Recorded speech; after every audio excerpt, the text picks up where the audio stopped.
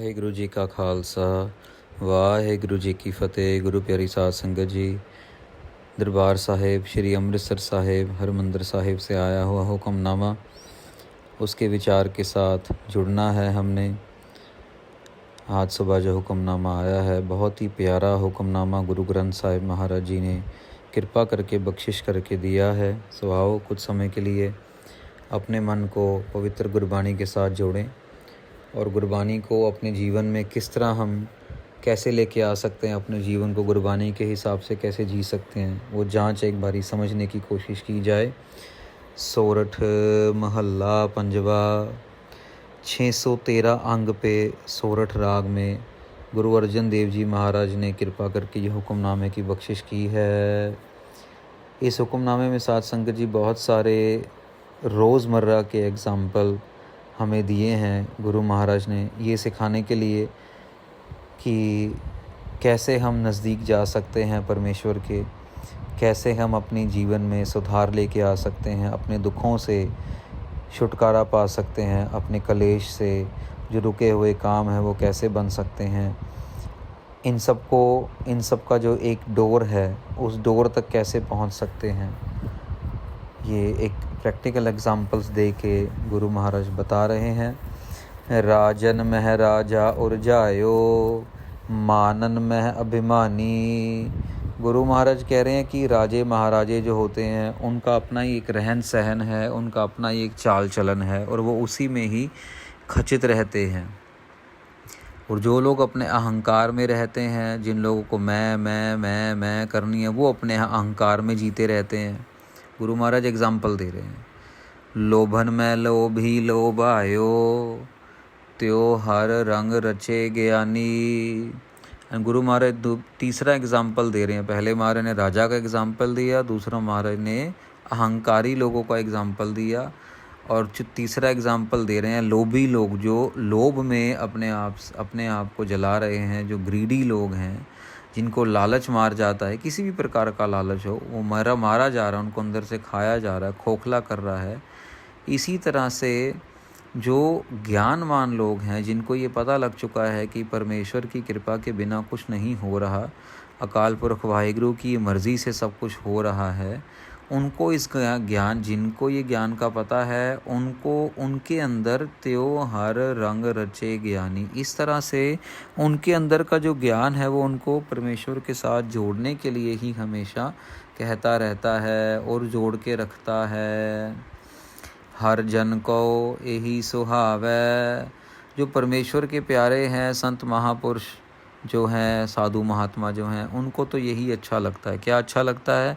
परमेश्वर का नाम, वाहेगुरु वाहेगुरु वाहेगुरु वाहेगुरु वाहेगुरु वाहेगुरु। उनको तो परमेश्वर का नाम अच्छा लगता है साध संगत जी। पेख निकट कर सेवा सतगुर, हर कीर्तन ही तृप्तावै रहाओ।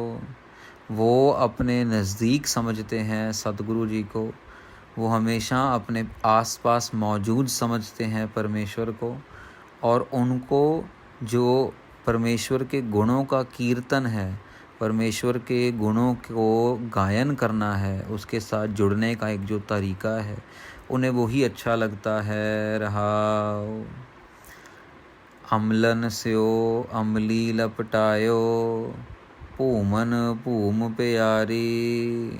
और गुरु महाराज कहते हैं जैसे नशा करने वाले को या किसी भी प्रकार की नशे की लत लगी हो, शराब पीना है, नशा करना है, सिगरेट पीना है, जो नशा करने वाले हैं, जो एडिक्ट हैं, अमल में हैं, किसी की रह रहे हैं, उनको हमेशा अपना अमल ही अच्छा लगता है। भले वो जहाँ मर्जी हो, उनको अपना अमल ही अच्छा लगता है। और भूमन भूम प्यारी, जो लैंडलॉर्ड हैं, जो ज़मींदार लोग हैं, जिनके पास ज़मीनें हैं, उनको अपनी ज़मीन ही प्यारी है। उनको बीवी बच्चा बाल गाड़ी कुछ नहीं प्यारी, उनको सिर्फ अपनी ज़मीन प्यारी है। वो ज़मीन के लिए वो कुछ भी कर जाएंगे, इंच इंच ज़मीन के लिए वो लोगों को मार भी देते हैं, जो वो ज़मींदार लोग हैं। तो गुरु महाराज कह रहे हैं उनको सिर्फ अपनी ज़मीन प्यारी है। विद्या मह विदुवंशी रचया, नैन खीर संग बारिक है लीना। प्रभ संत ऐसे हितकारी। जैसे छोटे बच्चे को सिर्फ दूध से प्यार होता है, दूध के अलावा आप उसको कोका कोला पिलाने की कोशिश करो, वो नहीं पिएगा। बड़े होके कोका कोला बहुत अच्छा लगता है उसी बच्चे को, लेकिन छोटे होते हुए सिर्फ उसे दूध ही चाहिए, दूध के अलावा वो रोता रहेगा, दूध मांगता रहेगा, दूध ही चाहिए उसको दूध से प्यार है। ऐसे ही जो साधु महात्मा है, जो परमेश्वर के संत महापुरुष हैं, उनको सिर्फ और सिर्फ भगवान का प्यार अच्छा लगता है, परमेश्वर के साथ जुड़ना अच्छा लगता है, परमेश्वर की कथा सुननी, कथा करनी, कीर्तन करना, कीर्तन सुनना, वाहे गुरु वाहे गुरु वाहे गुरु वाहे गुरु करना अच्छा लगता है, उससे प्यार है। विद्या मह विदुवंसी रचया, नैन देख सुख पाव है। जो बड़े बड़े पंडित लोग हैं, महात्मा लोग हैं, जिनको पढ़ाई अच्छी लगती है, जो बड़े बड़े शास्त्र जिन्होंने पढ़े हुए हैं, शास्त्री जी हैं और हैं ऐसे जिन्होंने पढ़ाइयाँ की हैं, उन लोगों को अपनी पढ़ाई में ही सब कुछ नज़र आता है। वो 24 घंटे पढ़ाई में ही विश्वास रखते हैं। बड़े बड़े स्कॉलर्स हैं, साइंटिस्ट हैं, रिसर्च करने वाले हैं। और आँखों को साथ संगत जी देखना ही अच्छा लगता है। कभी कोशिश किया आपने कि आप किसी बारात में गए और आंखें बंद करके बैठ गए? नहीं होता ऐसा, क्योंकि आंखें जो हैं वो देखना पसंद करती हैं, आँखों को देखने से प्यार है। जैसे रसना साध लुबानी, त्यो हर जन हर गुण गाव है। जैसे किसी की जीभ जो है, हमारी जो जीभ है, वो बिना स्वाद लिए शांति से बैठती नहीं है।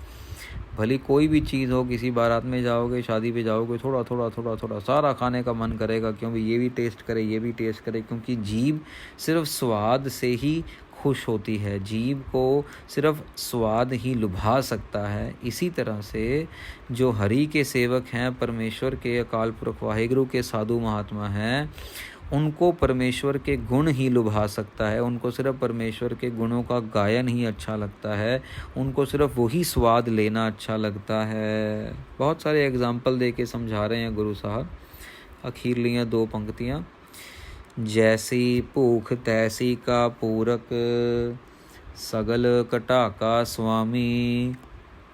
वो अकाल पुरख वाहिगुरु परमेश्वर जो घट की जानने वाला है और सारी जगह का, सगल घटा का, सारे दुनिया के दिलों का जो मालिक है, जो मन का मालिक है, वो किसी की भी भूख को मिटाने के लायक है। जैसी भूख होगी वो वैसा खाना पैदा कर देगा।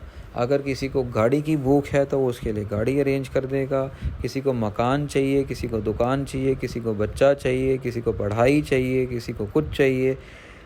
जो भी जैसी भी जिसकी भूख रहेगी, अगर मछलियों को पानी चाहिए, बड़ी मछली को छोटी मछली चाहिए, फूलों को पानी चाहिए, सूरज चाहिए, फलों को, वो वैसा वो इंतज़ाम करने लायक है, करने वाला है, वैसा वो सबका जो है भला करने वाला है। नानक प्यास लगी दर्शन की, प्रभ मिलया अंतर जामी। क्योंकि वो सबकी प्यास मिटाने वाला है, तो अभी गुरु नानक देव जी कह रहे हैं, अभी हमें तो सिर्फ तुम्हारे दर्शनों की प्यास लगी है और तुमने हमें दर्शन देके वो हमारी प्यास जो है वो मिटा दी है। अंतर्जामी, तुमने हमें प्रभु से मिलाया, तुम प्रभु और हम अब एक ही हैं, हम एक ही हैं। तो साथ संगत जी, एक्चुअल चीज़ जो मांगनी चाहिए वो तो है परमेश्वर के दर्शन। पर हाँ, वो अलग बात है, हम मांगते नहीं हैं, पर गुरु नानक देव जी ने तो वही मांगे और उन्हें वही मिले और वो प्रभु बन गए, वो प्रभु का रूप बन गए, प्रभु ही बन के हमें संवारने के लिए, हमें सजाने के लिए वो इस धरती पे आए। आप नारायण कला तार जग मह परवरयो। तो ये एक तरीका है साथ संगत जी अपने आप को समझाने का कि अगर हम अहंकार में सड़ रहे हैं तो अपने आप को अहंकार से बाहर निकालिए। अगर हम लालच करते करते नहीं थक रहे तो लालच करना बंद किया जाए और परमेश्वर के नाम के साथ जुड़ा जाए, परमेश्वर के नाम की कमाई की जाए, वाहेगुरु वाहेगुरु वाहेगुरु, और अपने मन को शांत किया जाए। लालच तो फिनिश ही नहीं होता साथ संगत जी, ख़त्म ही नहीं होता साथ संगत जी। लालच कभी किसी का ख़त्म हुआ है? एक गाड़ी, दूसरी गाड़ी, तीसरी गाड़ी, चौथी गाड़ी, 5वीं गाड़ी, 6वीं, और लालच कभी ख़त्म होगा? कोई ख़त्म नहीं होगा। एक बंगला, दूसरा बंगला, तीसरा बंगला, चौथा बंगला, कभी ख़त्म होगा?